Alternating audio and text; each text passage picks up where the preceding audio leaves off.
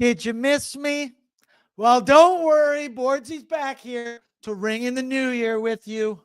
Fun fact, I came prepared. I got props this evening. Don't you worry, as it was a rough weekend, I think we could say, for the Oily boys as they went winless in front of their mothers in California nonetheless. But they've got the opportunity this evening to ring in the new year with the W as they play host to the Utah Hockey Club down at Rogers Place. Hello, what up, and welcome to Pregaming with Bordzy, brought to you by Sherwood Ford, the Giant. And Pregaming, it's a presentation of Bet365. Download the app today and use the code NATION. What does that spell? It spells nation. We love them. Download the app today and come on in there, whatever the moment. It's never ordinary. Let's check in inside the chat right now as I see a lot of our regulars are in here.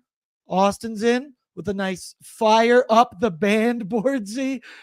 It's fucking game day, baby. Sorry, I stumbled over the swearing in there as well. Bo, he's in Vegas losing to Montreal. Guess life really isn't so bad sometimes. Totally. There was sports on all day today. It was fantastic. The 48 hours we got going on right now they're about to be spectacular. Kiana, who's ready to end the year off with an Oilers dub? Let's go. Also, Waz made me giggle as he always does. He says, hey guys, just wanted to say good luck with the show. I can't believe we won't see each other until next year. Fighting Amish with a good point. Next year is a cup year.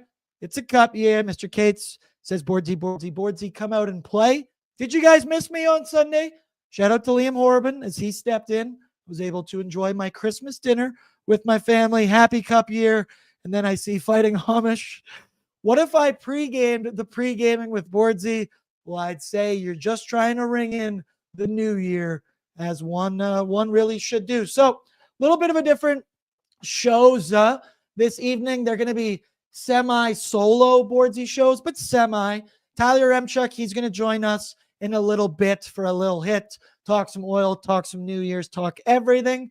Producer Pat is behind the scenes for both shows this evening, really stepping up for the squad, allowing Brett to go out and do his New Year's festivities. So Pat and I, we might talk some bets at the end of pre-gaming. Pat might join ONAD as well. Who knows? Because it is the new year, everybody. So I also brought these, but as you can tell, they are awesome. They are fantastic. Shout out 2025, about to be a cup year, but it makes things kind of hard to read and they reflect off the lights. Didn't really plan that one out, but the thought was there. I also have one more prop for later, but that's only if the Edmonton Oilers win. But yeah, I missed you guys. I said I was out on Sunday, had my Christmas family dinner. Shout out to the whole team for allowing me to do that. And I will say, it was very nice to take a game off. It was very nice to not have to write down notes throughout the entire thing and have to think about things to say afterwards. It was also nice, and I totally get why you guys do it, to be, I'll be honest, a little wine drunk and then get in the chat after a game and get a little spicy in there. I see why you do it. It's pretty fun to start firing off in there, as it was a disappointing result on Sunday. And I guess just a personal note of disappointing Sundays and Mondays. Fantasy football for your boy Bordzy, I don't think could have gone any worse. It was really a nightmare going on. Not only did I lose in the Oilersnation final, shout out to Bag Milk because he is league champion, first-time player, first-time winner. He even left Chuba Hubbard in his starting lineup, who wasn't playing, so I clearly didn't deserve to win. I lost another final, and then worse than that, I lost a toilet bowl final where my punishment is in fact going to be that I have to put this bad boy on my car for 365 days. It says last place. I suck at fantasy football. And I'm ashamed to admit that's not even the first time I'll have this on my vehicle for 365. Let me know in the chat. Do you guys play fantasy? Did you get any crushing defeats? Because I know Bag Milk went into the office today to try and gloat. Thank God I was not there for it. I also mentioned great sports night going on this whole evening. Forgive me if my eyes drop off the screen for a little bit, because we're about to watch Canada and USA get going. We also had the St. Louis Blues and the Chicago Blackhawks today, earlier for the Winter Classic down at Wrigley Field, which looked incredibly sick, if I may say so myself. I thought they did it right. Wrigley is like a dream spot for me to go visit. I also love Chance the Rapper. Give a great performance. Let me know what you thought. And I love the Smashing Pumpkins, and they introduced both teams coming on the ice, so that was dope. We've also college football, Penn State, Boise State. So I got any college football fans in the chat? Let me know who you think is going to win the Natty. Point being, this evening, hey, I don't know if you're going to be out doing your festivities, whatever you're not. I'll be here all night long, and it is, frankly, a Bet365 members' dream this evening. It's going to be a good one. Also, I want to show you what Patrick Puff is wearing later. Shout out Bet365 for that one. But let's talk some oil. I'll also check in here the Wrigley fucking rules. I agree. I'm so jealous. It mentions in here what Chaos Boys look like they had a blast. So jealous. They got to go skate on the ice yesterday while Chance the Rapper was doing his sound check as well. So you got some awesome. Gina says, ha, ha, ha, ha. I can't wait to see the license plate cover. Southpaw, good point. I should start taking the bus. It's the worst thing is like you'll be at a red light and you'll see someone behind you taking a photo of your license plate, clearly sending it on Snapchat going, what a loser. This guy sucks at fantasy football. But I digress. I think I've earned that. Also, Jankum, he says, keep us updated on Canada, USA. Will do. I also love seeing Bob McKenzie back on my screen. Just feels right. But let's talk the Edmonton Oilers. It was a tough weekend. It was a disappointing weekend for the boys in oil country. Saturday, OT loss at the hands of the LA Kings. And then Sunday, a 5-3 loss to Anaheim that frankly and honestly, I was thrilled to not have to do the postgame show after that one. It was spicy in the chat, but it was just a lifeless, boring effort. I felt like the Oilers really took the Ducks for granted. And it was bad. 1 out of 4 possible points on the weekend. The Oilers, Pat, you want to pull up the Pacific Division standings for me now because you'll take a peek here. The Oilers, they're 2 points back now of second place in the Pacific Division and 8 back of the Vegas Golden Knights. And you can see there, the Golden Knights, they're at 37 games now because, yes, they did, in fact, lose to the Montreal Canadiens. So we did get a late Christmas present earlier this afternoon. But the weird thing for me was on Sundays After Dark, I was a little bit surprised, and maybe I shouldn't have been, as the guy who hosts the show, at how spicy the chat had really gotten. Because, yes, it was bad. Yes, it was disappointing. I'm not making excuses, as I'm about to straight up make an excuse, but 2 afternoon games back-to-back after the holiday break, never ideal, but I do feel like we're kind of forgetting how well the Edmonton Oilers were playing before those 2 games. Pat, you read my mind. Look at all of those orange W's in the month of December. So I felt like I needed to remind people of how well things were going. And you're allowed to have bad weekends, bad stretches in the NHL. You're actually allowed to have multiple bad stretches. And if we break them down individually, right, the LA game, that's a tough fought OT loss to a division rival. We've lost OT games to LA before, and I hate to break it to you, we're probably going to lose OT games to LA in the future. There's weird, in my opinion, I will preface this with, it feels like to me the only way the LA Kings consistently can beat the Oilers is in overtime. And when the Oilers beat the Kings, it tends to be pretty handedly. So in a 7-game series, I am not all that concerned. Evidence A, the last 3 seasons and what's happened in the Stanley Cup playoffs. But you do look at that Anaheim game, and it was bad. There's no way to really sugarcoat it. If you want to be the number 1 seed in the Pacific Division, doesn't come as a shocker. You can't be losing games to the Anaheim Ducks and getting outworked by a much shittier team, as I will just put it frank. There's no excuses with that one. The effort was really bad, but that's the thing that keeps me semi-positive. Effort can be fixed, dude. A win tonight, in my opinion, shows that weekend is just a little bit of a blip on the radar, right? Good teams can lose back-to-back games. Great teams don't allow losing streaks and allow these things to continue on. So I do think a win tonight against the Utah Hockey Club, all of a sudden everybody's going to forget about what happened on the weekend and literally leave it back in 2024.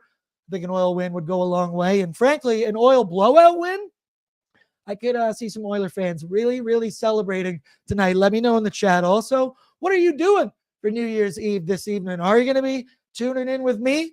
We're going to have some drinks all night long. Cheers. It is pre-gaming.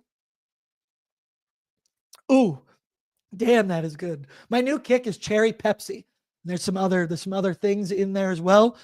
No free ads, but I just gave a free ad to cherry Pepsi, but they have earned it. And Pat, you showed the month there of December and how good of a month it has been. And you need to remind people, even after what happened on the weekend, the Edmonton Oilers have secured 17 points in the month of December. They've won 8 of their 12 games in the month of December. The unfortunate part, where we looked at those Pacific Division standings, is they haven't made much ground up on those Las Vegas Golden Knights. Sorry, Brett Holden. I called them the Las Vegas Golden Knights. They're the Vegas Golden Knights. But despite beating them, the Oilers beating Vegas, Vegas has won 10 of their last 11 games. So it's going to be tough to catch them for that 1 seed in the Pacific Division. Also, Canada game is on. I will continue to let you know as things evolve through and through. One more big storyline, and it's been around this Oilers team all season long now, was the decision from Chris Knobloch to healthy scratch one Jeff Skinner. It was in favor of Waz's boy, Derek Ryan. And, you know, I'm all in favor of keeping DR10 fresh. This team seems very set on not sending him down to the minors, keeping him up in the press box. And I get it. There is his ability on the faceoffs. He's right-hand shot. He can play the PK. I get all those things. They're set on that decision. So you need DR10 to come in and give some fresh legs at points. So I was okay with the move. Jay Skin, obviously the odd man out so far this season for the Oilers forward group that is. And hopefully it sent a message to Jeff Skinner. I would also argue if the message hadn't been received by Jeff Skinner yet, what the hell is going on? I think he knows he needs to play better. Chris Knobloch, though, earlier today did say Jeff Skinner will be drawing back into the lineup this evening for what I can only assume is going to be Derek Ryan. I hope at least it is in fact Derek Ryan, but this Jeff Skinner discussion, it's kind of getting old and tired right now, and I guess that also must be how Jeff Skinner is feeling right now, old and tired. He's the odd man out in this lineup, and it's plain and simple, and it's pretty obvious right now for good reason. Shout out Chager. He says that he's going to be back in the lineup as other guys in the top 6, this is my opinion, are just flat out outplaying him. And then you include guys like Kasperi Kapanen, who are on the third line. Connor Brown even, he's got 8 points in his last 8 games. They're thoroughly outplaying Jay Skinner. The guys in the top 6 are already doing it. So Jay Skin is like 3 down on the rung there, and it's just not going to happen. Arvidsson is back healthy, and he is producing. And I get this argument. You could put him in some spots to light the spark underneath him. Arvidsson, you're not going to take out. He's playing way too well. RNH, I could see being in that spot, but he's got that pedigree and he's earned that right to be up there on the top line. I'm curious. Let me know in the chat. If Jeff Skinner is going to be back in the lineup this evening, where would you like to see him play? I'm also trying to keep an eye on Twitter at the same time in case we get any announcements. Doesn't look like we have so far, but there's like a couple schools of thought you could go to. Pat, can you pull up the projected lines, I guess, whatever we have on the screen, just so we can kind of have a visual medium to go through this as well? Because in my opinion, if you were going to try and jumpstart Jeff Skinner, I got 2 spots that I would put him at. He would either be on the second line in replace of Vasily Podkolzin. And let me preface all this. I would ask Leon Draisaitl before I take Pods off of that line. If Dry wants Pods, he gets Pods. If he wants Jay Skinner, he can get Jeff Skinner. But Dry, we know he works with Pods for all those reasons. But at the end of the day, Pods probably needs to produce a little bit more and score some goals. One thing we know Jeff Skinner could do. So that's an option. You could put Vasily Pods on the 4th line, right? And where his style of play gels more, I guess you could say, with the 4th line, bang bodies, he would be useful in that spot where I think Jeff Skinner, he's not very useful in that spot. The only other option I could see is replacing Ryan Nugent-Hopkins with Jeff Skinner and maybe moving Nuge down to the 3C role or the 3 left wing. That, if you made that kind of move, well, I love Nuge, and it's been up and down this season. It's been more up than down lately, but it still hasn't been where we need it to be. In that effort, you could be jump-starting Jeff Skinner on the top line with McDavid, and bringing Nuge down to play 3C might open up Adam Henrique to play the third left wing and jumpstart him as well and try and get his offense going. Because as we saw this weekend, Rico, defensively, offensively, doesn't matter. He had a terrible weekend through and through. I see final buzzer. Replace Rico for a game. Jake says Brown, Rico, and Skinner. Final buzzer also said, I'd like to see him play in Chicago. That one makes me laugh. Yeah, just trying to go through here. Let me know if you got any other combinations you would like to think of. And I guess, why don't we ask another person what he thinks of that presentation and that whole thought process in my head. Before we bring him in, though, let's give a shout out to our friends, Sherwood Ford, the giant for a reason. You know him, you love him. Tired of dealership hassles? Well, Sherwood Ford in Sherwood Park is all about convenience and upfront pricing. With their giant deal program, get clear, no nonsense pricing on new and used Fords online with all incentives included.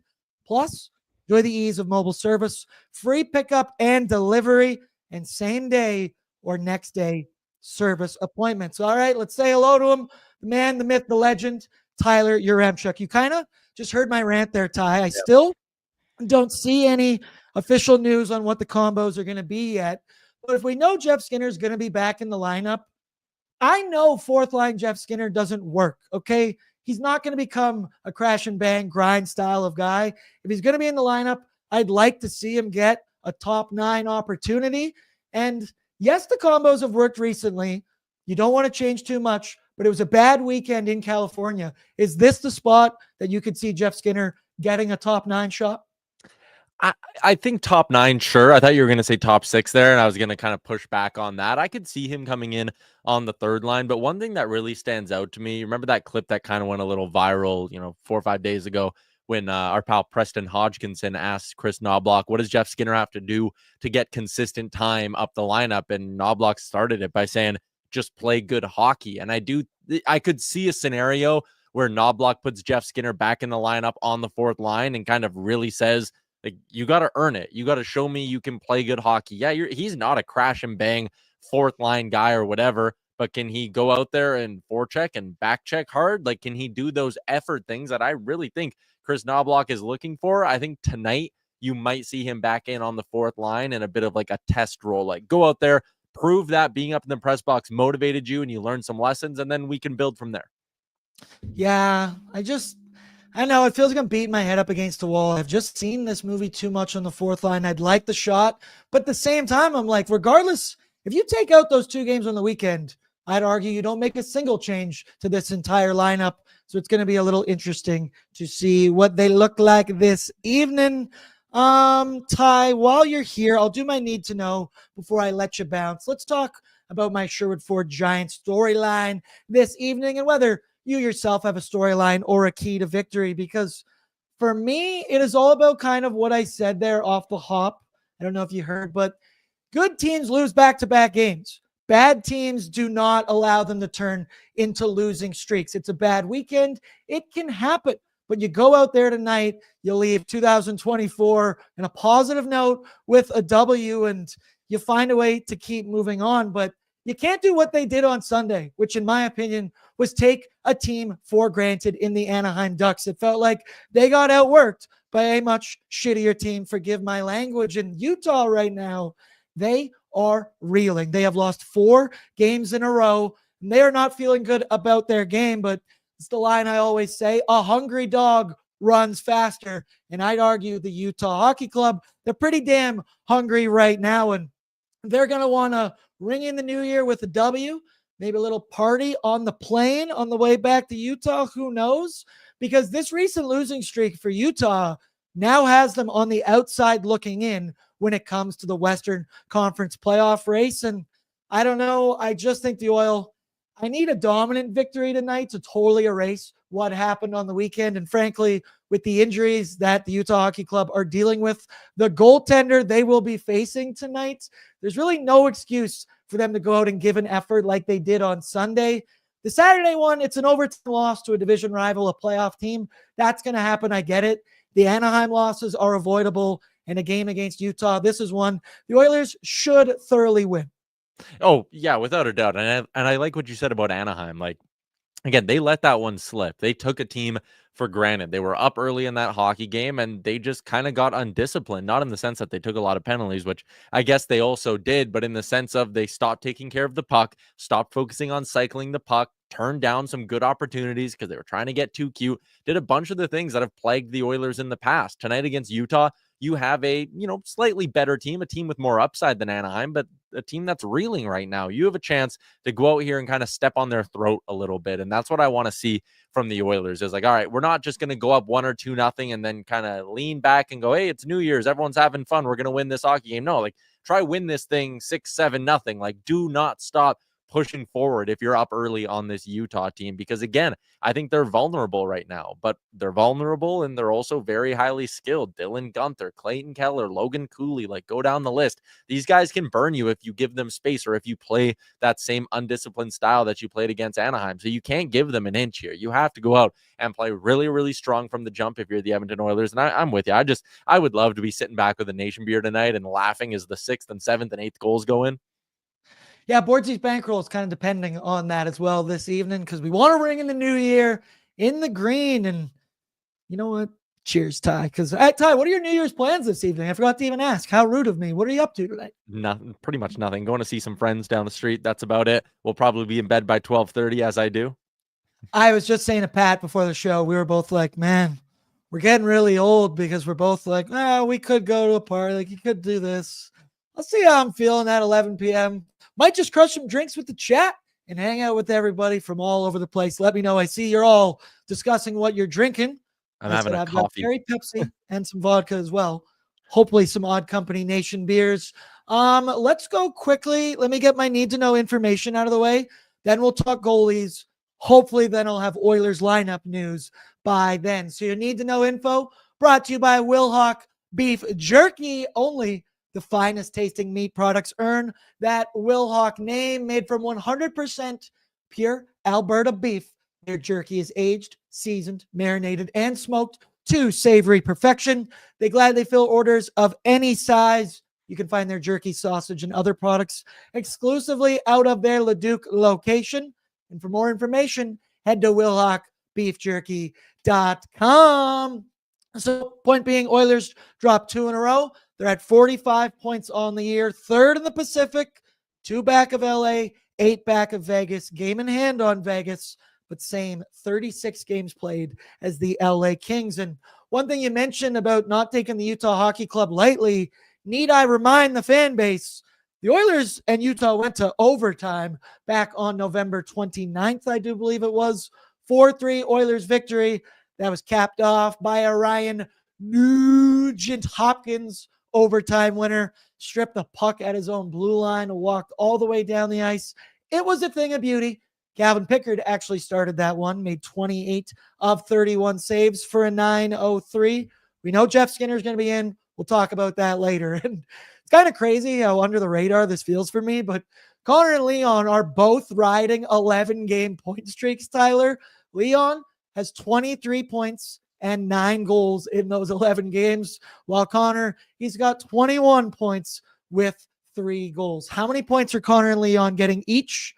Tell me it's at least 2. Yeah, I think so. Again, like I am, and we talked about it today on ON Every Day with our betting challenge. I am backing an Oilers stomping tonight. I got Connor for 2. I got Leon for 2. I think Zach Hyman gets on the board with a goal and gets back in the goal column. So yeah, I'd be riding with the big guns tonight. I think the more interesting question is who down low, who in the depth do you kind of like to find the back of the net tonight? Part of me, and I really have no reason for it, it's he played so badly on the weekend. Part of me thinks Rico. That's one I want to sprinkle on because he's going to be motivated. Who knows? We'll touch on that with Bordzy's bankroll a little bit later. Stuart Skinner, he's expected to get the start. 13-8-3 record, 289 goals against. And Sadly, still an .894 save percentage. And if you ask Jay Downton, he is not happy with that. The biggest stat for me, I always say, is wins. And in his last 7, Skinner is 5-1-1. The Utah Hockey Club side of the coin, 16, 14, and 6 on the year, 5th in the Central, 4 points out of a playoff spot. I mentioned they've lost 4 in a row to the Ducks, the Dallas Stars, and the Colorado Avalanche, as well as a 5-2 loss at the hands of the Seattle Kraken last night.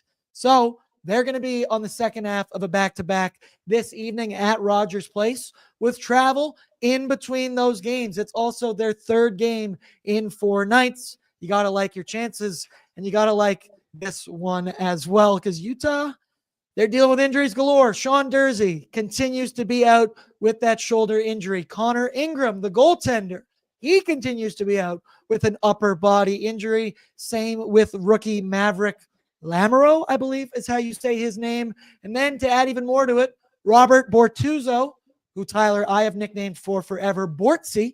I call him Bordzy. Same with Blake Bortles. And John Marino. Well, both of them are out as well. This team, they have been going through it injury-wise. And Karel Vejmelka, he got to start yesterday in Seattle. So that means, is it Jackson Stauber? How do you pronounce it, Todd? Yeah, Jackson Stauber is going to get the start tonight for Utah. I believe it's his 9th career game played in the NHL, 9th or 10th. It'll be his 4th this year for Utah. He's actually got some pretty good numbers too.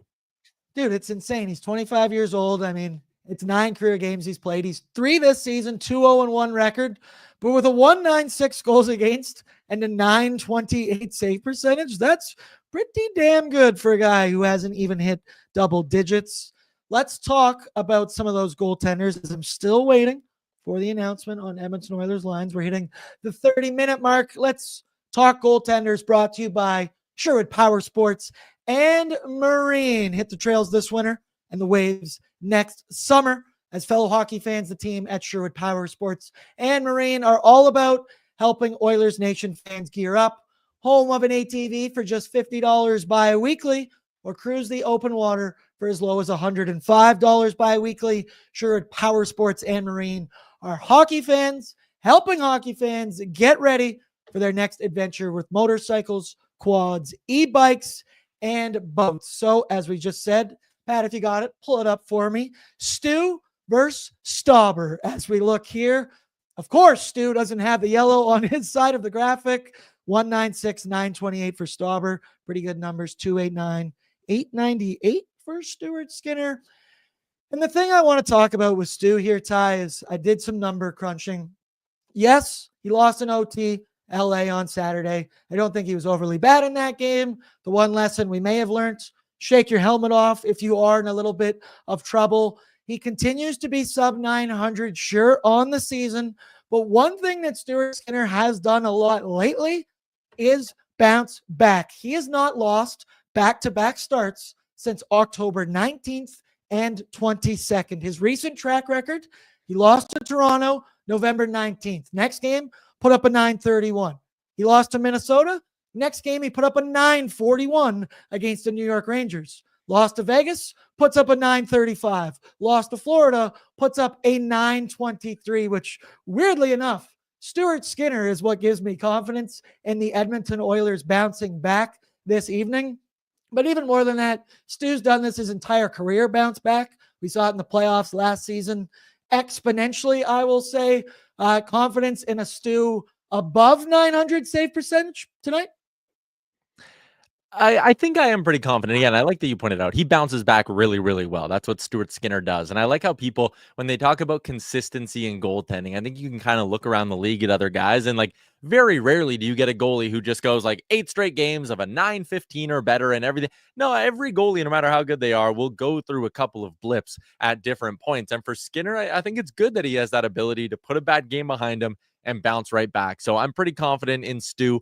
Again, home ice too. I like Stuart Skinner on home ice and returning back to Rogers Place. He's been solid. So yeah, I got no concerns there. I want to talk though, AB. I did some research here about the guy on the other side, because there was a comment on Oilers Nation Every Day today who went, "Oh, we always just get shut down by these random rookie goalies," right? So I went back and I looked, at times the Oilers have faced a rookie goaltender and that goalie has made 35 or more saves and won the game. Doesn't matter how many goals they gave up, just had to make 35 saves and win the game against the Oilers. In the last 5 seasons, how many times do you think a rookie goalie has met that criteria against the Oilers? 5 seasons. I'm going to say once a season, 5. It's lower than that, actually, which is surprising. So the only 2 goalies who have done that since January 1st, 2019, Carter Hart did it back on February 2nd of that year, stopped 40 of 44 in a 5-4 victory. It came in overtime. And then there was the Lucas Dostal game where he stopped 46 of 49 in a victory. And then I went back 10 seasons to see how many times the Oilers had been, quote, shut down by a rookie goalie and lost the game. In the last 10 seasons, it's only happened 5 times. Matt Hackett in 2014, UC Saros in 2017, and Alexander Gorgiev in 2018. So it's again one of those things where it's almost like the Oilers in matinee games too, right? You remember them more, and when they do lose, you cling to the narrative of like, oh my God, it happened again. And granted, there have been times where a rookie goalie has played well. Look at Askarov the other day, and the Oilers find a way to win. I get that. But still, it was interesting to look back 10 years. It's only happened 5 times. I feel extra confident now, or you did all that research on those numbers, and it's all going to get thrown in our face later this evening. Only time will tell. Also, second time, Ty. I brought these. I got props tonight. On the other side, it's Jackson Stauber. Who? Yeah, Jackson Stauber. I didn't know who this was until earlier this afternoon, if we are being completely honest. He's got some good numbers. We've shown the ones this season. In his career, this dude is 7-1-1 with a 2.52 goals against and a 9.16 save percentage. Pretty damn good, if you ask me. And he's done that with the Chicago Blackhawks and the Utah Hockey Club. I'll give props where props need to be given. That is pretty impressive. 25 years old, former USHL goalie. Signed with Chicago in 22. Bounced around up and down AHL, and then he signed with the Utah Hockey Club this past summer. And because Connor Ingram is dealing with that upper body injury, I think they're going to be leaning on this dude a little bit more here in the new year. And Tyler, did we get an announcement on some Edmonton Oilers lineup yet? We didn't. The people in the chat are lying to me. Okay, we're good. Oh, we continue.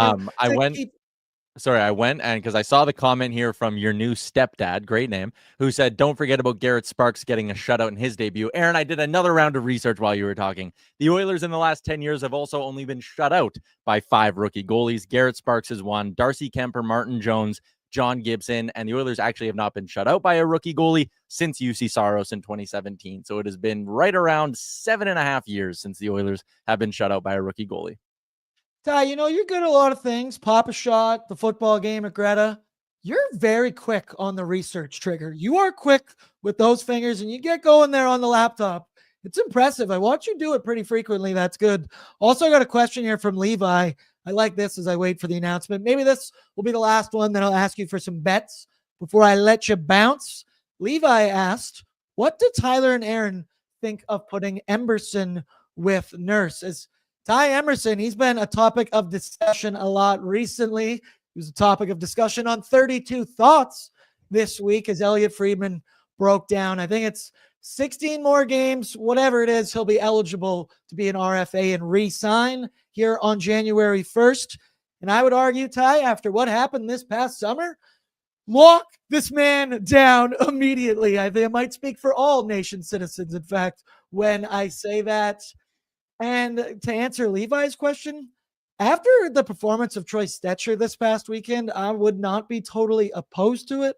I would not hate it. I think he's been the more consistent defenseman, but I also think the reason he's been so consistent is he's been sheltered in that spot. I see we got the lineup, but answer that question from Levi first. Yeah, I'd be fine with Emerson going with Nurse. I think he's actually pretty good puck mover. It's not necessarily his biggest strength, but he's one of those guys that doesn't do any one thing great, but he's not particularly terrible at any one thing either. So I think he could be a nice calming presence by Darnell Nurse. Long term, though, I still like him with Brett Kulak. Aaron, I want to talk about these line combos, though, because they are something. Okay, Pat, pull him up whenever you can get him. Oh, nice. You already got him up on the... God, you're good. Top line.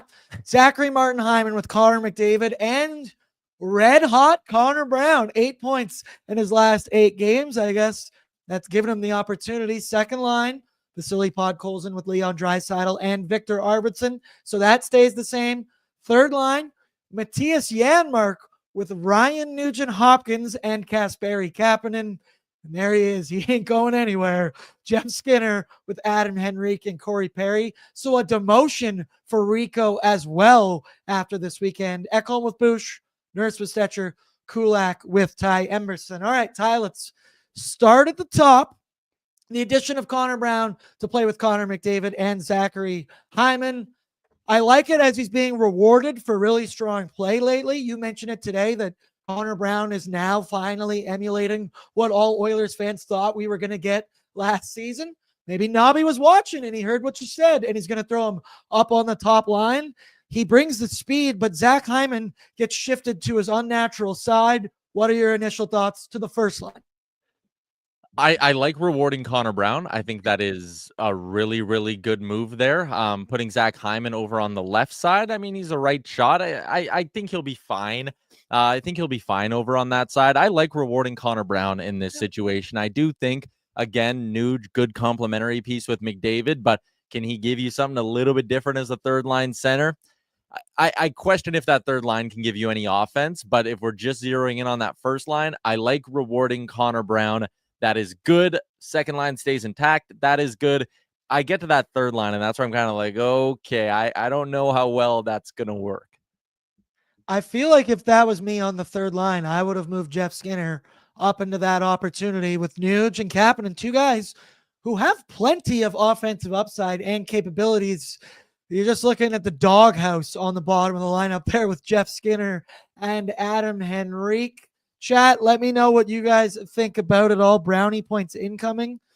Shit, should I change Bordzy's bankroll all of a sudden? Maybe we'll have to look through as here at the odds. I mean, anytime you get thrown on the wing of 97, you should probably sprinkle on at least 1 point or maybe even a shot prop for Connor Brown. I got to imagine that's going to be pretty juicy. Ty Theo asks, are the boys making an appearance to Greta? No, I don't think the boys will be making an appearance to Greta. Ryan says good moves. Everybody in your final, that will last 2 shifts. I don't hate those lines. Yeah, it's a lot to take in. And as I see, Ty Emerson will continue to play on that third pairing with Troy Stetcher rounding out the bottom, the top 4, I should say, at the bottom of the defense there. Tyler, thoughts, feelings before I let you go? You know, I always ask what's your score prediction and an anytime goal scorer. And then retell me what your game day bet was, because now I'm thinking about bets again now that there's changes. Well, I just locked in Connor Brown anytime, parlayed with the Oilers win, plus 550. Good juicy one on Bet365. I'm going to stay true to my word. I think the Oilers are going to roll them tonight. My big parlay was Oilers on the puck line, minus a goal and a half. Connor and Leon each to get 2 points, over 4.5 total goals for the Oilers, and Zach Hyman to find the back of the net. It comes in at a nice juicy plus 900. So I got Brown, I got Hyman finding the back of the net, and I have the Oilers. I'll give them a 6-1 win tonight. I love the optimism, my friend. 6-1. All right, that's Tyler Yaremchuk. And for programming note, no ONE tomorrow. Right? No, it's no a holiday. No. The boys are going to be hungover. All right, Ty, we love you. Peace out. Good luck. See you, boys. There you go. The man, the myth, the legend that is one Tyler Yaremchuk. Also, for the buddy that want to know, USA scored. They're up 1-0 on Canada. I believe it was a power play goal. I was trying to watch it, but then there was lineup news. There's a lot going on right now in the Oilers land as we continue to keep moving along as well. So you look at that. Can you pull it up one more time for me there, Patrick, as a look at the Oilers? I really like Connor Brown to be. So I guess this kind of leads me to another point that I had written down of, we talked about New Year's resolutions a lot today on the Oilers, on Oilers Nation every day. I saw even Bag Milk had a good article on Oilersnation.com. Go check it out. Ty's resolution was that he wanted to get tougher and meaner. Liam's, was that he wanted to get aggressive at the deadline. I laughed at Gregor's because he said he wanted a fast, big, strong, skilled player. And I went, yeah, I think everybody kind of wants that when you get to that point. My New Year's resolution and what I want is I want the Edmonton Oilers to shoot the puck. I want them to get less fancy as this season progresses, because there's been way too many opportunities and way too many moments where the Oilers try and make the extra pass. They're trying to get too pretty. Now, Connor Brown, I do think, has been one of those guys. And it's honestly everybody on this team, McDavid, Leon, Nuge, Victor Arvidsson, you can say it. But what I want is the Oilers to get back to their more simple style, north-south, up and down, use your speed, and ring that puck on net. And one thing that I think I like about Connor Brown's game is he goes north-south, and he does rip that puck. Granted, the dude, if we remember last year, loves to miss the net, but I'd like maybe some of that simplicity tonight between 97 and 28. Go up and down the ice, shoot the puck, use your speed to your advantage. And let's all remember with Connor Brown, this is kind of a combination that we were thinking might happen when he signed with the Edmonton Oilers over a year ago. And I don't know, we hold out hope. I like that Nobby is rewarding him for his strong play and what he has done recently. I tell you, though, I look at that Jeff Skinner and I see who says it here in the chat. Skinny on the fourth line just doesn't feel good. Yeah, I don't either, because I agree with Jacob. The only thing I would switch is Jeff with Janmark. I 100%. We love Janmark. He's produced a lot of offense this season. But frankly, you cannot look me in the eye and tell me he's more of an offensive threat than one Jeff Skinner. And Janmark's game is way more fourth line viable than one Jeff Skinner's game is. I digress. It's just, it's a little bit frustrating, but as we've noted, it's hashtag in Nobby we trust for as long as he's coaching this team. Let's go now to the Utah lineup, brought to you by Greta Bar-Yeg, where I already forget whose name that was. I'm sorry, I won't be there this evening, but I can guarantee you Greta will be off the hook this evening. They know how to party. They know how to do it right. For all big events, man, they do it right. St. Patrick's Day, they even had Santa there before. New Year's, of course, they are going to do it right. So go check them out. Pre-game, post-game, weekday, or weekend. It do not matter. Greta Bar-Yeg, the spot to be in the city. All right. Projected a roster this evening for the Utah Hockey Club. Top line, Clayton Keller with Barrett Hayton and Nick Schmaltz. You then look at the second line, and I'd argue this one scares me more than the first line. Jack McBain with Logan Cooley and Dylan Gunther. Your third line, it is, and you have to say it with your hand like this, Matthias Micheli with Jugs. Nick Bukestad, our old friend, and Lawson Krause rounds out that third line. Your fourth line, I always forget, is it Carsoni or Carconi? Somebody correct me in the chat, with Kevin Stenlund and Alex Kerfoot. We then get to the deep pairings. Mikhail Sergachev, he's a dog. He'll be with Yusuf Alamaki. Ian Cole with an old friend, an old pipeline friend, I guess you could say, Michael Kesselring, and Ollie Mata with Vladislav Kolyachonok. I do believe is how you would say that name. Forgive me. I don't look up the pronunciations to some of these. Now, I laugh. You guys know me. I'm a big Reddit guy. I love going on. Also, what the hell's going on in the Canada-USA game? That's a borderline fight going on right now. Kick his ass. All right. That's what's going to happen when you're going to put on these good games while I'm doing this. But I always go to Reddit. I try and gauge the opposing fan base, see how they are feeling. And fresh off a 4-game losing streak, it was pretty funny to look at some of these. I've got some direct quotes from some Utah fans. Wonderful Item 642 said, "Oh, great. One last clubbing before the end of the year. Whoopee." Quarter Note 44 said, "Man, I'd even take a loser point right now. Beggars cannot be choosers. This team sucks." Then Cardi 64 said, and this one made me laugh, "I'll be very impressed if we lose by 2 or fewer.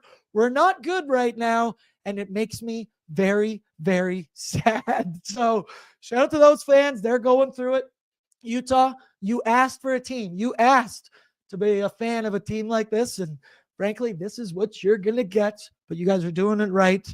And when you look at that roster, the first guy that pops out to me, and frankly, I gave 3 bold predictions to start this season.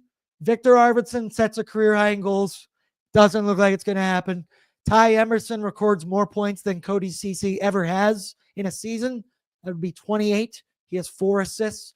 Probably not going to happen. But my third one was Dylan Guenther will score 30-plus goals, and he is well on his way. He's got 16 goals and 16 assists so far this season, 32 in 36 games played. And, it's kind of the evolution of this guy. It's a hometown return for him, obviously. Former Edmonton Oil King. You got to love him. I also want to make a trade for him in fantasy. But the thing about his year, he started out red hot out of the gates. 5 goals immediately. He's then gone through multiple scoring droughts here, 5, 6, 7 games without scoring a goal, which, in my opinion, is a very good thing for a young goal scorer to deal with, to get it in spurts, find ways to adjust your game. And today on ONE, we had YSL Sports Digital Media Insider Cole Bailey.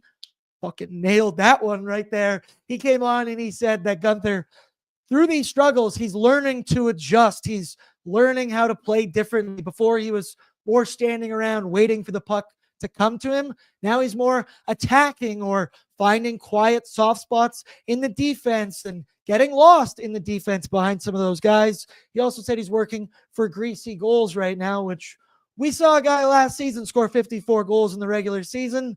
Not many of them were very pretty, but they do in fact all count the same. So it really looks like Guenther's maturation, kind of his evolution, it's really been a lot so far this season. And I say look out for this dude in the coming years, because as I may remind you, he is 21 years old. So buckle up, Buckaroo. The other big guy on this team, you look at the back end, and it is Mikhail Sergachev.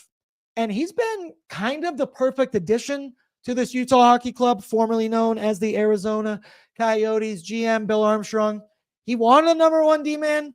Well, he went out and got a number 1 D-man. All right, Sergachev, he's got 8 goals, 19 assists on the season in 36 games played, and he is averaging an insane 25 minutes and 49 seconds time on ice per game. Reminder about him, he's only 26 years old, but the guy plays older than that.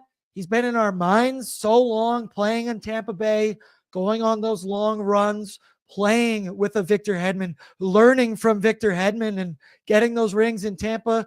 He finally gets his number 1 opportunity over here in Utah, and he's really taken advantage of it, much like Guenther, maturing very, very fast in front of our eyes. He's also come back from some pretty devastating injuries as well. And good for Sergachev, because he's the number 1 guy on a very young, exciting, skilled-looking team, and the sky is the limit type thing, Doug Waite, who I don't know if I've seen him a lot in the chat today, he was on ONE today and probably asked us 100 times, would you trade Darnell Nurse for Mikhail Sergachev? Yeah, 100% I would. I don't think the Utah Hockey Club would do that, but I would in fact love to do that trade. Yeah, I see Southpaw. He's a beast coming back from injury the way he did. Yeah, man, it was pretty gross looking injury when it happened as well. Statistic also said Buckaroo, LOL. Haven't heard that one in a while. Yeah, I'm bringing it back. Before we talk bets, let me just give a shout out. Give me the Nation Vacation, because it's coming up. April 1st, we'll be taking on the Vegas Golden Knights down there at the T-Mobile Arena. You see it March 30th to April 2nd. You can visit nationgear.ca for more details. We're going to be flying in. We're going to be staying at Stadium Swim, which I believe is on Fremont Street. And that is where you can watch some live podcasts. Probably this show, I assume we'll be pre-gaming there as well. And you can sit by the pool, get your tan on, listen to us ramble on about the Oilers. And then we're watching the game in T-Mobile, bougie style, baby. We're going to be in the Stella Artois Lounge, where booze and food is baked in to your whole Nation Vacation ticket. Reminder, shout out to Flair Airlines first. And reminder, we are doing flight options and non-flight options. So if you want us to take care of everything at your flight, we heard you like drunk sheep. It's fantastic. I keep telling all my buddies, it's kind of like being babysat the entire time by yours truly and the rest of the team. It truly is fantastic. Or You can do non-flight options, handle your own flight if you don't live in Edmonton, but you want to come meet us there, or if you use your airline points, and maybe you can get a free airline ticket. Also, Doug Waite, I'm pretty sure works for WestJet. Bother him. Maybe he can find a way to hook it up for you. But now let's talk some bets. Let's talk Bordzy's Bankroll, brought to you by Bet365. They're a proud partner of Pre-Gaming with Bordzy. Open an account today and bet on a huge range of markets. Whatever the moment, it's never ordinary at Bet365. Download the app today and use the code NATION, all capitals, on your screen. All right, your first option is going to be Matthias, not Michele, Ekholm, number 14, over 2.5 shots on goal. So, yes, it's plus 130. I like the juice there. But over his last 7 games, Matthias Ekholm has 23 shots on goal. Quick math, that is 3.28 per game. And I'm just looking for 3. I'm expecting him to be ripping the puck from the blue line all game long. Your second option, kind of broke tradition here. And I mean, it's really just pick one. Both Connor and Leon are on 11-game point streaks. Leon has 23 in that time span. Connor has 21. I thought I'd switch it up. I was tired of looking at Dry's picture. So Connor, 2+ points, currently minus 130. I do believe Leon was plus 120, I want to say. But I just felt more confident in Connor when, I guess you could say, in one career game against the Utah Hockey Club, Connor had 2 points, a goal and an assist back in November. And then your final one is an Arvidsson point, plus 120. I like the juice there. He stays on that second line. I made this before Nobby went through and changed up some of those line combos. But Arvy riding a 3-game point streak. He's got 2 goals and 2 assists in those 3 games. I like what he has been doing lately. Also, is this our Kennedy's dad? If this is our Kennedy's dad, hey, dude, nice to see you. Thanks for coming to the chat. Throw down your courtesy like. And I wanted to bring him on because I see he's prepared. He's also dressed for the occasion. It's my boy, Patrick Puff. So, Pat, also, we were discussing before, to get that sweater, you have to be in the top 0.001% of all gamblers on Bet365, right? We could pretend that that's how I got it for sure. It makes it sound better, at least. So then, because you're such a good gambler, a responsible gambler as well, Pat only bets what he's willing to lose, and he does so responsibly. If you had to look at these 3 options, which one do you like the most? Well, honestly, I already have a parlay out with some of my buddies on the 2 on the right, 97 2+ points with RV 1+ points. He's firing, and the proof in the pudding there is the fact that their line is the only one that didn't get moved around. So Knobloch believes in that one as well. But I did also throw in Draisaitl 3 shots. But I mean, I don't mind Ekholm 3 shots on that one either. So I think either is safe, but I really like Arvidsson to get a point tonight. I do too. He's just starting to really come into his own, and it's not surprising because, as I've said, before his injury, dude, he was cooking with Leon and Podzilla. He just maybe wasn't necessarily producing to match his effort. Sounds familiar. Vasily Podkolzin, same kind of thing going on there as well. So I like Arvy. He's finding his game. And I also parlayed all these 3 together. I believe that was plus 700. Yeah, I'm looking at it right here, plus 700. You can do so responsibly with our friends from Bet365. And it's going to be a good one this evening. Pat, we got a couple minutes before we need to bounce. So I figured, actually here, first question. Thoughts on Connor Brown being up there on the top line, being rewarded? I like that. I'm interested about how Hyman will flip sides. I feel like he's just such a stable guy. His spot is in the middle of the net, so I don't think it really matters, but obviously it does.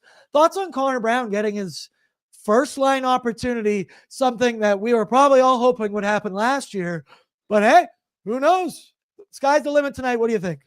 No, I think you nailed it on the head with that's where we wanted him when we brought him here, right? And sure, it didn't start that way, but he's definitely earned it. And I think the big thing here was maybe that third line needed some juggling, and what's a better opportunity to give a guy his opportunity than when you're already moving the lines around. And as you mentioned, Hyman left, right, he's going to be in front of the net.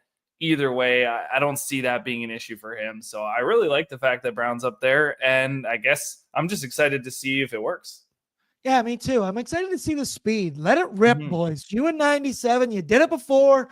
Do it again. Let's see what happens as they get going. The only change I would make is Skinner over Janmark. And then the funny part is we talk about these line combo changes. The first 20 minutes don't go the way we want. We could totally see everything getting changed instantly from our boy Chris Knobloch. Also, the people are gassing you up. CS is in the chat. Handsome Pat back on my screen is the perfect way to end 2024. Well, don't worry, baby, because he'll be on Oilersnation After Dark with me as well. Fighting Amish also says, frankly, a thought I've had very frequently. Pat Puff should own a medical cannabis dispensary. Ha. It's in the name. Your fantasy name is Puff Puff Passing, I do believe. Yeah, it is. And would you believe my cousins, like on my other side of the family, their last name is Blaze. Believe it or not. So our family events have a lot of chatter about that usually. Okay. Hey, that's Blaze is such a badass name. Right? Like Johnny Blaze, Ghost Rider. Shout out to the people who know. But Blaze and Puff. Wow. Yeah, it's interesting. Wow. That's one for the green community right there. Let's go. Hands up, everybody. All right, that'll do it for us with a pre-gaming with Bordzy. Big shout out to our sponsors: Short Ford the Giant, Short Power Sports Marine, Bar Yeg, Bet365, Will Hawk Beef Jerky, and of course, Odd Company, Nation Beer, Everyday Lagers, perfect for game day, perfect for every damn day. Come on the Nation vacation, throw down your courtesy and be sure to tune in to Oilersnation After Dark right after the game. Hopefully, it doesn't go so long that we ring in the new year together. But people, as I've mentioned, I am prepared if we need to ring in the new year together. I love you all. We will talk later on. Good luck out there.